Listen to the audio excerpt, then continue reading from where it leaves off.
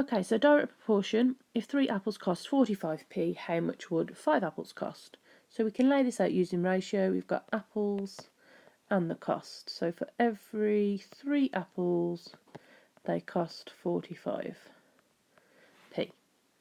So if we wanted to work out how much 5 cost, we would need to know how to get from 3 to 5. Now sometimes if it's a calculator paper, then you can go straight there and you could say 3 times something equals 5, and then work out what that question mark is using inverse operation. So instead of 3 times something to get 5, it would be 5 divided by 3.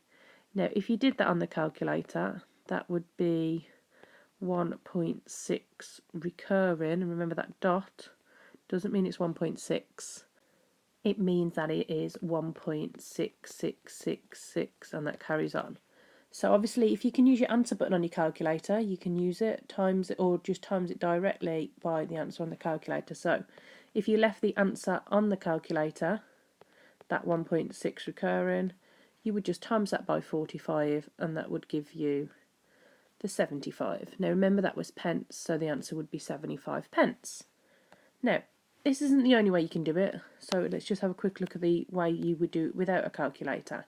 So using the same method, we've got apples and the cost, 3 apples, 45 pence. Now, if we knew what 1 apple cost, we could then use that to get to 5. So, if 3 apples are 45p, to work out what one of them is, we would have to divide that by 3. So that is more manageable. If it was non-calculator, you could do 45p divided by 3. You could quickly do a little pizza, 10 in each, that would be 30, you'd have 15 left, then 5, 10, 15. So you'd work out that 1 apple is 15p, so that's divide by 3 to both sides. So if 1 apple is 15p, to get 5 apples you'd have to do 5 lots of it, and then 5 lots of 15 is also going to give you that 75 pence that we were just talking about. So remember the two methods depending whether it's calculator or non-calculator. You could also use the non-calculator layout and then just use the calculator instead of the pizza division. So that's the first question. Let's have a look at another example. Okay, so this time we've got a recipe for curry, needs 300 grams of rice. So rice, we need 300 grams, and this is for feeding 4. So we want to know how much rice would be needed for 7 people. So far we know for 4, we then just need to work out for 7. So this feeds 4 people.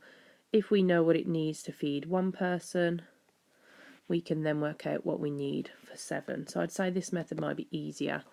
So if we know the recipe for 4 people, if we divide it by 4, that would tell us the recipe needed,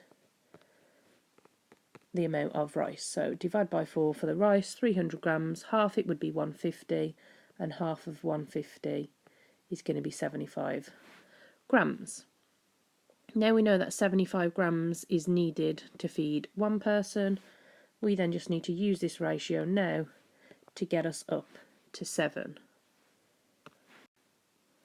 So in order to do that, we just need to times the recipe for 1 person by 7 to get us up to 7, and then do 75 times 7. Using the calculator, that would get us 525 grams. Now remember, if it is non-calculator, you just need to use grid method.